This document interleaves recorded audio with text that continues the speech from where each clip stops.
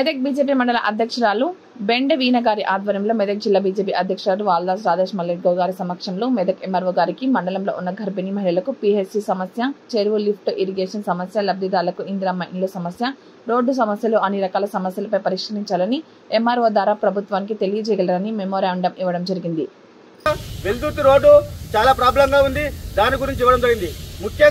ముఖ్యంగా గర్భిణీ స్త్రీలకు మాకు మెదక్ నుంచి 6 కిలోమీటర్లు 6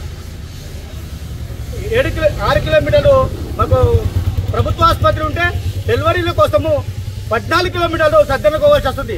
కాబట్టి దీని తక్షణమే మాకు మెదక్ మండలంలో పిఎస్సిఎస్ సెంటర్ను మాకు లోకల్నే ఏర్పాటు చేయాలని చెప్పేసి నేను తహసీల్దార్కు డిమాండ్ చేయడం జరిగింది. మా జిల్లా అధ్యక్షుల దృష్టికి కూడా తీసుకెళ్లడం జరిగింది.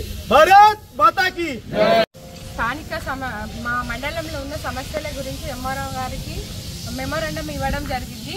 ముఖ్యంగా సిండికోటల నుంచి వెల్దుర్తి వెళ్లే రోడ్ అయితే పూర్తిగా గత 40 సంవత్సరాల నుంచి అది అట్లనే ఉంది. అది మంజూరైనా కానీ ఎవ్వరూ కూడా ఇంతవరకు గత ప్రభుత్వం బీఆర్ఎస్ ప్రభుత్వం కానీ ఇప్పుడు వచ్చిన కాంగ్రెస్ ప్రభుత్వం కానీ ఏ మాత్రం పట్టించుకోవడం లేదు. అక్కడ వెళ్లే వాళ్ళకి చాలా ఇబ్బంది అవుతుంది.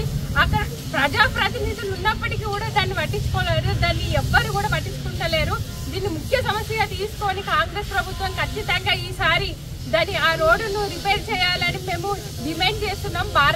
భారతీయ జనతా పార్టీ నుంచి మేము మండల అధ్యక్షురాలుగా మేము మండల తరఫున మేము డిమాండ్ చేస్తున్నాం. అదేవిధంగా మహిళలకు కాంగ్రెస్ ప్రభుత్వం ఏదైతే 6 గ్యారంటీలో మహిళలకు 2500 ఇస్తా అన్నారో ఇంతవరకు దాని ఊసు లేదు, పలుకు లేదు, ఏది లేదు. కాబట్టి మీరు కనుక ఆ 2500 కనుక ప్రతి మహిళకు గృహిణులకి ఇవ్వకపోతే మేము పెద్ద ఎత్తున ధర్నా చేస్తామని దీని ద్వారా మేము తెలియజేస్తున్నాము. అదేవిధంగా ఎక్కడైతే ఇప్పుడు మక్తుబుపన్పూర్ మరియు తిమ్మనగరం గ్రామంలో అక్కడ గట్టు మైసమ్మ దగ్గరకు వెళ్ళడానికి వాళ్ళకు రోడ్డు చాలా ఇబ్బందికరంగా ఉంది. కాబట్టి అక్కడ ఘాట్ రోడ్డును ఏర్పాటు చేయాలని ఈ సందర్భంగా తెలియజేస్తున్నాం. ఒకవేళ అదేవిధంగా మమ్మోజ్పల్లి ఎన్ఎస్ఎఫ్ ఫ్యాక్టరీ 100 రోజులలో తెరుస్తామని ఇంతవరకు దాన్ని పలుకు లేదు, ఊసు లేదు. అప్పుడు పద్మాదేవేందర్ రెడ్డి గారు ఇచ్చిన హామీ అయినా చేయలేరు, రోహిత్ గారు ఇచ్చారు, దాని ఊసు లేదు, పలుకు లేదు. ఒకవేళ మీరు కనుక అది ఎన్ఎస్ఎఫ్ ఫ్యాక్టరీ తెరిపియకపోతే మేము ఖచ్చితంగా ఒక రోజు దాన్ని పెద్ద చర్య తీసుకొని మేమందరం కూడా కలిసి ర్యాలీ లాగా తీసి దాన్ని రోడ్డు మీద బటాయించి ఎట్లా అయినా దాన్ని సాధిస్తామని మేము డిమాండ్ చేస్తాం. ఒకవేళ మీరు కనుక దాన్ని పట్టించుకోకపోతే మేము పెద్ద ఎత్తున ర్యాలీ చేసి మేము ఖచ్చితంగా భారతీయ జనతా పార్టీ నుండి ర్యాలీ తీసి దాన్ని మేము మా తరఫున ఎలా అయితే ధర్నా చేస్తామో అదే విధంగా నిజామాబాద్ లో పసుపు వడలు అయితే ఎలా తెప్పించుకున్నామో అదే విధంగా ఎన్ఎస్ఎఫ్ ఫ్యాక్టరీని కూడా తెప్పించుకుంటామని ఈ సభాముఖంగా మేము తెలియజేస్తాం. భారతీయ జనతా పార్టీ ఆధ్వర్యంలో మెదక్ మండలంలోని గ్రామాలలో ఉన్న సమస్యలపైన అన్నీ కూడా ఏ గ్రామంలో ఏ సమస్య ఉన్నది మెదక్ మండలంలో సమస్యలపైన ఒక మెమోరాండము వీణా గారు మండలాధ్యక్షురాలు వీణా గారు ఈ యొక్క సమస్యలన్నింటినీ కూడా గ్రామాలలో బూత్ అధ్యక్షులతో గిట చర్చించి సమస్యలను అన్నింటినీ కూడా ఒక పేపర్ పైన తీసుకొచ్చి మెమోరాండం రూపంలో ఎంఆర్ఓ గారికి ఈరోజు ఇవ్వడం జరిగింది. మెదక్ మండలంలో చూస్తే ఏడుపాయల దేవస్థానం ఉన్నది. మరి మొన్ననే రేవంత్ రెడ్డి గారు ఈ యొక్క ఏడుపాయల దేవస్థానానికి వచ్చినప్పుడు 50 కోట్ల నిధులు ఇస్తున్నాం, ఏడుపాయల రూపురేఖలే మొత్తం కూడా మారిపోతాయని చెప్పి రేవంత్ రెడ్డి గారు చెప్పడం జరిగింది. కానీ ఇంతవరకు 50 కోట్లు కాదు 50 లక్షలు కూడా ఇంతవరకు దానికి కేటాయించిన దాఖలాలు లేవు.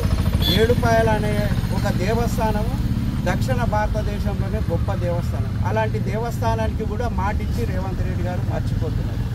ఇప్పుడు మహిళలకు అదేవిధంగా మహిళలకు గెలవగానే ప్రతి ఇంట్లో 4 మహిళలు ఉంటే ఒక్కొక్క మహిళకు 2500 చొప్పున మహిళలకు డబ్బులు నెల ఇస్తా అన్నాడు, అది కూడా ఇవ్వలేదు.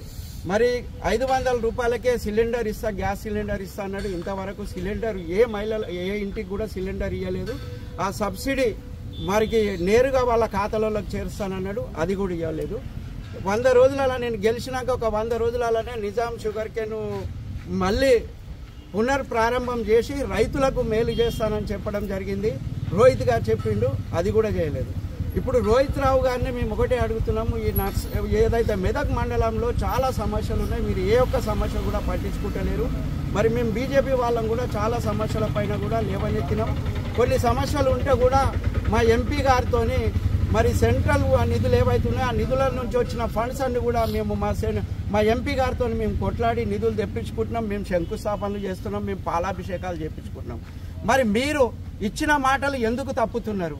మరి అసలు మీరు గవర్నమెంట్ ముందు అధికారంలోకి వచ్చేదాకానేమో ఎన్నో హామీలు ఇచ్చిర్రు, 6 గ్యారంటీలు అని చెప్పి మీరు గద్దెనెక్కిరు, ఏ ఒక్క గ్యారంటీ కూడా నెరవేరుస్తలేరు.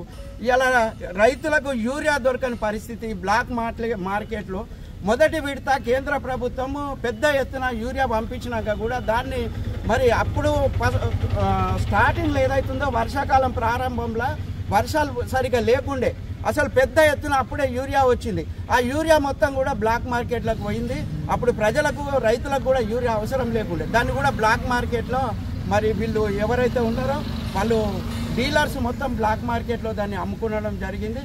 ఒక యూరియా బస్తా మీద మన భారత ప్రధానమంత్రి గారు రైతులకు మేలు చేకూర్చాలని చెప్పి 2650 రూపాయలున్న యూరియాకు 2050 రూపాయలు సబ్సిడీ ఇచ్చి రైతులకు పంపాలని చెప్తే కూడా దీనిపైన కూడా వీళ్ళు శ్రద్ధ పెట్టకుండా, రైతుల అవసరాలకు శ్రద్ధ పెట్టకుండా, మరి డీలర్లను మరి కఠినంగా హెచ్చరించకుండా ఇవాళ యూరియా షార్టేజ్ చేసిరు.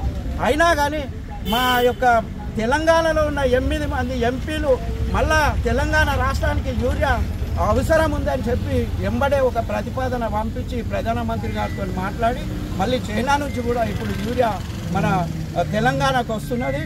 యూరియా పైన కూడా బీజేపీ వాళ్ళ పైన రుద్దాలే, వీళ్ళ బురద చల్లాలనే ఉద్దేశంతో యూరియా లేదు అని అంటున్నారు. వాస్తవానికి తెలంగాణకు సరిపోయేటంత యూరియా వచ్చింది, సగం యూరియా బ్లాక్ మార్కెట్లో పోయింది. అందుకనే ఇప్పుడు రైతులకు అసలు టైంలో రైతులకు యూరియా దొరకలేని పరిస్థితి ఉన్నది. ఇలా చెప్పుకుంటూ పోతే ఎన్నో సమస్యలు ఉన్నాయి. మెదకు ఏదైతుందో ఇప్పుడు 30 సంవత్సరాల నుంచి పిల్లికొట్టాల రోడ్డు వెల్దుర్తికి పోవాలనంటే 1.5 గంట పడుతున్నది. ఇవాళ మా ఎంపీ గారు వచ్చినాక దుందిగల్ నుంచి 765D రోడ్డు 4 లైన్ల రోడ్డు ఎంబడే శాంక్షన్ చేయించిండు. మొన్న కూడా రోడ్డు బాగాలేదు, మరమ్మతులు లేదని చెప్పి 80 కోట్ల రూపాయలు స్పెషల్ ఫండ్స్ తీసుకొచ్చి మరి నర్సాపూర్ మెదక్ రోడ్ అయితే ఉందో ఆ రోడ్డు కోసం తీసుకొచ్చిండు. రైల్వే బ్రిడ్జిలు తీసుకొస్తున్నాడు. ఇప్పుడు ఏదైతే ఉన్నాయో కొన్ని ప్రభుత్వ భవనాలు సగం కంప్లీట్ అయి ఉన్నాయో వాటికి కూడా అన్నిటి కూడా నిధులు తెచ్చి మరి ఎంపీ గారు ఇంత పెద్ద ఎత్తున పని చేస్తే మరి ఇక్కడ ఉన్న ఎమ్మెల్యే గారు ఏం చేస్తున్నారని మేము ఈ యొక్క మెదకు మండలం నుంచి మేము ప్రశ్నిస్తున్నాం. ఇప్పటికైనా కాంగ్రెస్ నాయకులారా కళ్ళు తెరవండి, ప్రజల సమస్యలను తీర్చండి. మేము అధికారంలో లేకున్నా కానీ కేంద్రం నుంచి ఏవైతే నిధులు వస్తున్నాయో అవన్నీ కూడా తెప్పిస్తున్నాం. తెలంగాణకి ఎంత మేలు చేయాలనో అంత చేస్తున్నాము, మెదక్ జిల్లాకు కూడా ఎంత చేయాలనో అంత చేస్తున్నాము. మరి మీరు ఇచ్చిన హామీలన్నీ కూడా నెరవేర్చుండి. ఇప్పుడు నెరవేర్చి గ్రామాలలో కూడా పాలన మొత్తం కుంటుపడిపోయింది సర్పంచులు లేక. మరి తొందరగా ఈ యొక్క ఎన్నికలు నిర్వహించాలని కోరుతూ ఈ యొక్క మేము ఇచ్చిన హామీలన్నీ కూడా మెదకు మండలంలో ఉన్న ఏదైతే సమస్యలు ఉన్నాయో ఆ సమస్యలను మొత్తం కూడా నెరవేర్చాలని ఎంబడే వాటిపైన చర్య తీసుకోవాలని కోరుతూ మరి ఇది చేయని ఏడల మళ్ళీ కూడా ఇంకో 1-2 నెలల్లో మరి మళ్ళా మేము కూడా ధర్నా కార్యక్రమాలు నిర్వహిస్తాం. మరి ప్రభుత్వం పైన ప్రభుత్వం ఏదైతే పనులు చేయలేదో ప్రభుత్వాన్ని నిలదీస్తామని చెప్తూ మా కార్యకర్తలు కూడా ప్రతి విలేజ్లో సమస్యల పైన ఇప్పటి నుంచే చూస్తున్నారు. ఏదన్నా మేము ఇచ్చిన ఈ మెమోరాండం ఏదైతుందో దీంట్లో సమస్యల పైన గిట్ట మీరు కలెక్టర్ దృష్టికి తీసుకుపోయి ఈ సమస్యలను గిట్ట నెరవేర్చినట్టయితే మళ్ళీ ఇదే పద్ధతిలో మేము మీ ప్రభుత్వం తప్పిదాలను మొత్తం ఎండగడతామని కోరుకుంటూ ఈ కార్యక్రమంకి వచ్చిన మెదక్ జిల్లా నాయకులకు అందరికీ కూడా బీజేపీ నాయకులకు అందరికీ కూడా పేరున నమస్సుమాంజలు తెలియజేస్తూ